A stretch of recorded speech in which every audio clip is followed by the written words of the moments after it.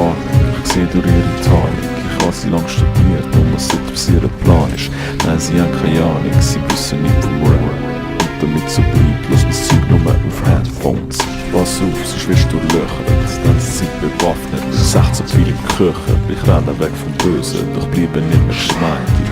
Sucht das Schöne und das in jeden Reim drin.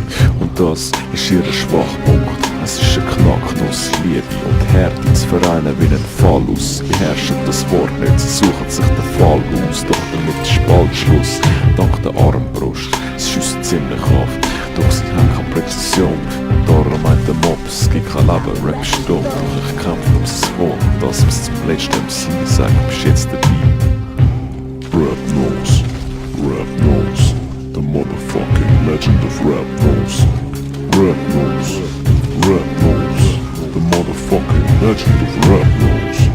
Rap knows, the motherfucking legend of rap knows.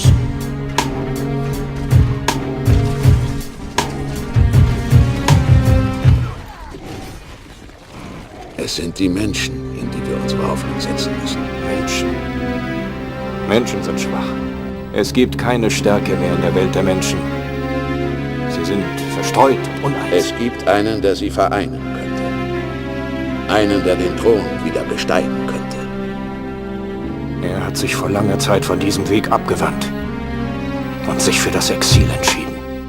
Und ich reite durch die Zeit auf meinem mystischen Pferd, bezeugt und gestärkt in meinem lyrischen Herd. Durch das Lyrische spür ich bei keinem von der die Teufel versuchen, mein geistiger Rap. Ich kann den Shit schon, ich sehe jeden Widerspruch. Sie nennen es Hip-Hop, doch begehen Siegelbruch. Ich liefere lieber die Flucht, bereit für den Kampf. Stell das lieber aus, wenn du die Reim nicht verstehst. Doch wenn du es verstehst, dann kannst du mir folgen. Wie ein Ritter im Malteser Orden, ein Stolzer. Geniess noch mit Stil, ja, geniess wie Strotze. Ich schiess nicht mit viel, ich schiesse mit Bolzen. Sollte stressen, wir haben ziemlich viel vor. Jede Kitze meint, ich sag den Scheiß Inquisitor. Okay, das muss lang